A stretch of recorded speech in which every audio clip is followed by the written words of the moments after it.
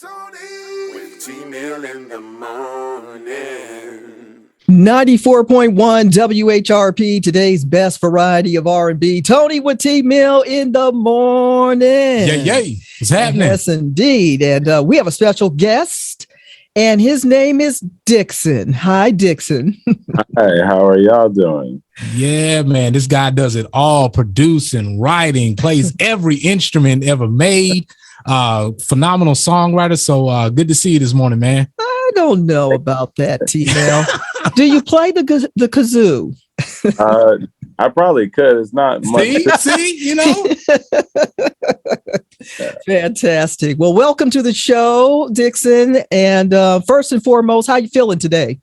I feel good. It's a little gloomy in LA today, but I feel good. I'm starting my day with you guys, so I'm happy about it. There you go. We appreciate that. And as Tmill said, you play almost every instrument. I read that you played at least 11. Yeah. Just, I had a lot of free time as a child, So Are you an only child? I am my parents' only child. I do have brothers and sisters. My dad was married once before he married my mom. So. Gotcha. Okay. Well, listen, playing 11 instruments, what is your favorite? I think right now my favorite is guitar. I've been really getting into playing my guitars lately. So that's my favorite at the moment.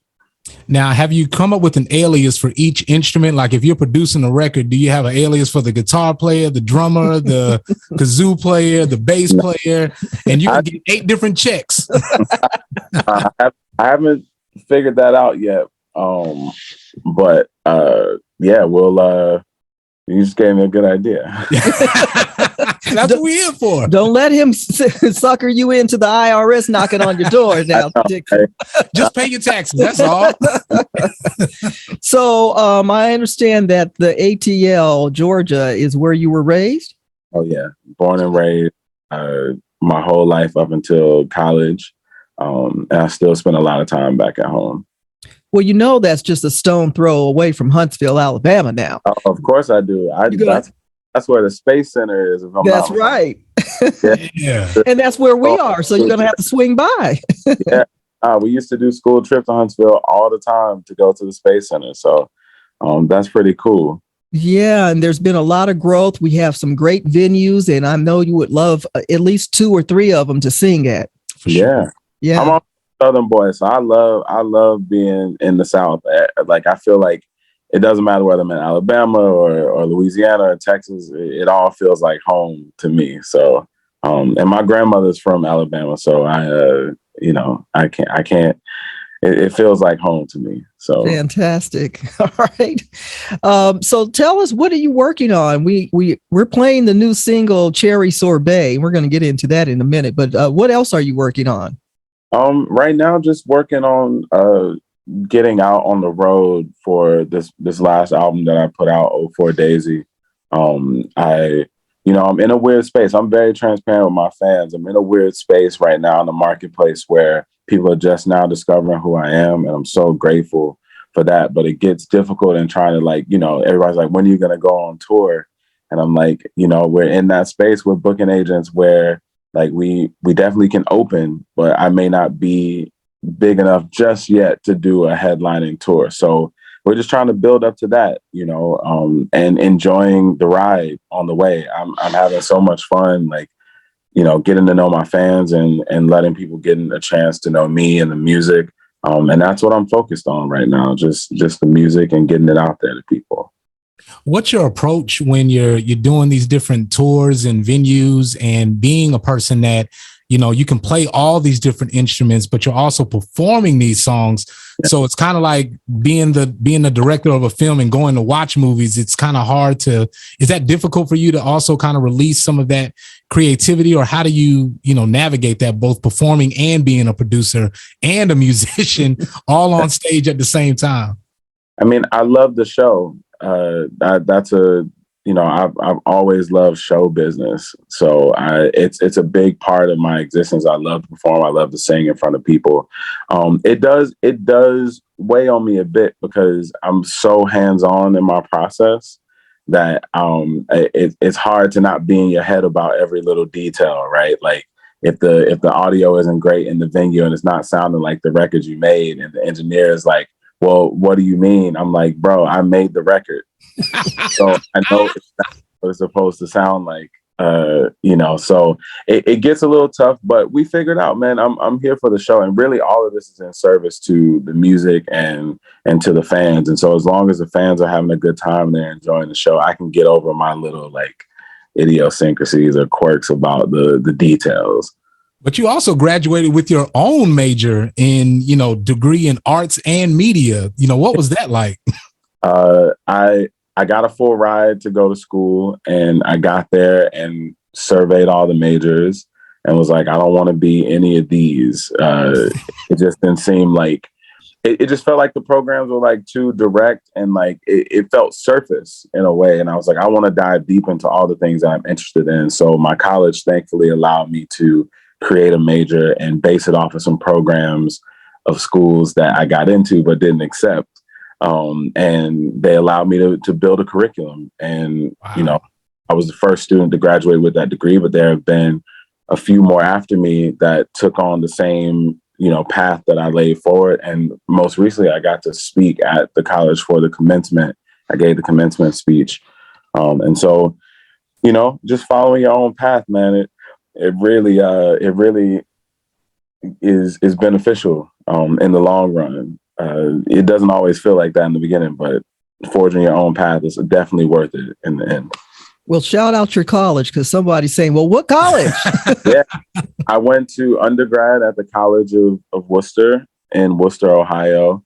I didn't know anything about the school. I kind of went sight unseen. They said they were paying for everything. It had rave reviews in all the college magazines. For liberal arts school, I knew I wanted to go to liberal arts school. And luckily I got a good school.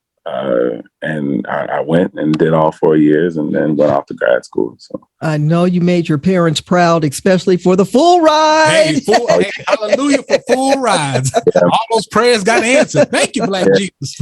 Listen, Dixson, we're talking to Dixson, recording artist, 94.1 WHRP, Toni with Tmill in the morning. And so you said right now you're not at the status of being the big headline star, but you've worked with a few like Beyonce and Chance the Rapper. Tell us about those experiences.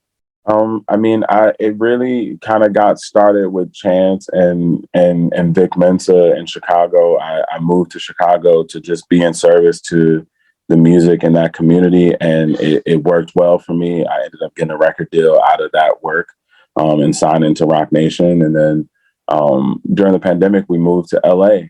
And I had a really big opportunity in front of me to write some songs for Beyonce. And I didn't know if any of those songs would stick. And then one day I get a call to work on the King Richard film. And it kind of changed my life from there. Now I'm like not Oscar nominated and Golden Globe nominated. And I'm just so thankful. I'm thankful for still being allowed to be in service to the music. And I hope I can continue to do that for the rest of my life. Wow. And when you think about all the jewels and all of the advice and everything that's been given, passed down to you, and now you're in a position where you're, again, like you said, following your own path, what are some of those jewels that you're passing down to those that are coming up, or, your peers that are in the industry, where you're learning from these things and your own experiences that you want to pass down? Yeah, there's an artist that I'm very interested in signing. I've kind of shied away from trying to be this industry mogul, because I feel like the industry sometimes can get a little cringy. But I realize that I really have a heart and a passion for people first, but I'm really in service to the music. And I just told him this morning when we had our morning call, I was like, man, the people who we see in the zeitgeist that are on our screens, on the radio, are the culmination of those who didn't give up. And it's like so many people start off really strong and they believe, and then somewhere down the line they give up. And so it's a new space for somebody else to come into knowledge. And I was like, bro, if you just don't give up, then people will be telling your story and be talking about you, listening to your music, seeing you in all these spaces. But if you give up too soon, then you'll be unsung.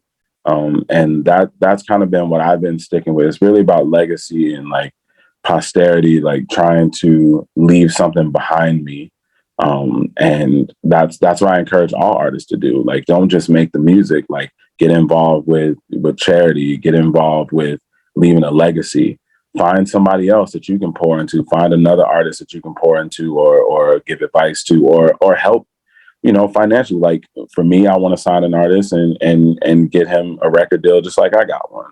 Somebody did that for me. So that's kind of where my head has been lately. Just like, I don't want to get up the top of the mountain and look behind me and not see what I built. And not see other people standing on the mountain with me, that I brought up the mountain. So it's really important to me, like this idea of legacy and posterity. We're talking to recording artist Dixson, and Dixon, you came out with a song called "Cream" shortly after the passing of Prince. Had a lot of people confused because of the similarity of vocals. Yeah. Was he an influence of some of your music? Prince is my North Star. He's a multi-hyphenate artist and not just a musician. I mean, Prince also gave us Purple Rain, the film, and Under the Cherry Moon, and like his vision for his music was just always so vivid. But then his delivery was just always so on point. And he's always been my North Star. He's a very special artist. And so, yeah, of course, I'm always inspired by Prince. I'm constantly inspired by Prince, even down to like drums and production. Even if the vocal that I'm not delivering doesn't sound like Prince on the record, I'm listening for these glimpses of Prince that I can add into, my production. I love what he did. His discography is crazy. His catalog is insane. I mean, the man did Batman. It's like Yes. Yes. He does everything, and he's still very much alive in our business. I hear so many people still referencing him, and it's a beautiful thing to see. And it's that legacy. It's that thing that we're all searching for as artists. Like, what can we leave behind? What are the trails that we can leave behind? So I'm always looking to Prince. He's definitely my North Star. Well, the new single, Cherry Sorbet, and you have a duet. Yeah. And how did that all come together with 7th Streeter? Very organically. Not gonna lie, we had a mutual friend who was like, y'all need to know each other. Y'all need to make music with each other. It was really that simple. And a few days later, I found myself sitting in her home studio listening to her project that was getting ready to come out, Drunken Words and Sober Thoughts. And I was just giving my insight, and we hit it off immediately. And one day I'm in the studio by myself working, and she FaceTimes me and is like, yo, I'm coming by. And she gets there, and out the gate, we get the chorus for Cherry Sorbet. And I was like, oh, this is just magic. And we had to put it out. I'm so thankful to Seven for just being open to like my weird world and my weird way of making these songs. I'm not a typical producer. Everything is like really coming from the heart and the feeling. I can't really say that I had any traditional background in production. I just kind of do what I feel, and it worked with me and Seven. And now I believe the record's at number 15 at radio. I can't believe that. I'm a new artist. That doesn't happen that quickly. And so it's just a sign to me that the music is good and that people still love good music. So I'm very thankful for that. Well, Tmill and I do a little thing where we try to break down the lyrics and figure out the storyline of all these songs from back in the day. Yeah. We need to understand, what are you talking and singing about on Cherry Sorbet? I feel like Tmill laughing gives it away already. I feel like what I've tried to do in my music, and I've tried to be consistent, especially the songs that go to radio. There's this thing that used to happen in R&B where it, like, we created a fantasy for the listener, and we didn't give the listener all the details. We painted a picture and let that image kind of run its own course. And I feel like that's what I did with Cream. Cream doesn't have any curse words in it. It's just, a song about cream for the average listener. And for Cherry Sorbet, it's the same. I chose not to be vulgar in the lyric, but be suggestive in the lyric. And I always tell people, you can take these songs and, turn them into what you want them to be. But I'm just here to lay the groundwork. I ain't got nothing to do with this. How you interpret. The next time you do one are not up to me. It's up to y'all. You know what I'm saying? is up to But you kind of have a little theme here. So the next time, make sure it's lactose. So everybody can have a little something. He was about to lose it on that glass of water. There's coconut cream, for all the vegans out there. You got options. But be almond milk. Yeah, I just want to, bring the sense back that, like, I'm not trying to be in your bedroom with you, but I want to be on your playlist. You know what I'm saying? Like, my private life is my private. I feel like I'm not the only one who feels that way, but I like to be the soundtrack, for a good time. And I feel like we've been able to accomplish that with Cream and with Cherry Sorbet. And I feel very good about that. Somebody was telling me at the next record, I'm on a dessert theme right now. Yeah. Like the next record I gotta really kill it, because they're gonna fire me out the. So yeah. Well, listen, Dixson, we've enjoyed your company today, and thank you so much for sharing so much about yourself and your music and your goals and the future. And I really appreciate you reaching back, pulling one up, and looking forward to whoever this mystery artist is going to be on your new label and all that stuff. That's going to be a lot of fun to follow that journey and story. Before we let you go, I got one more question for you. Yes. When you come to Huntsville, can I braid your hair? No, I try to keep it tight. I come from a family of sisters, and one of my sisters is a hairstylist, and it's like I will get excommunicated if I'm out here looking bad. That's right. You gotta hold it down. We accept all braid appointments around here because we be needing it. It's hard to find a consistent braider. I'm not gonna lie. Tell us how we can follow you on social. Of course. Dixson, Dixson, everywhere. Instagram, Twitter, Facebook, YouTube, all of that. It's the same everywhere. And listen to my new project, 04 Daisy. It's out right now. All right, sir. Yay. You be well and continue with all the great music. And we're looking forward to more projects coming from you in the future. And more importantly, one day you'll be on stage here in Huntsville. Oh, yeah. I'm ready. I cannot wait. Wait. Appreciate it, man. All right, y'all. Y'all be safe. Have a good one. Toni with Tmill in the morning.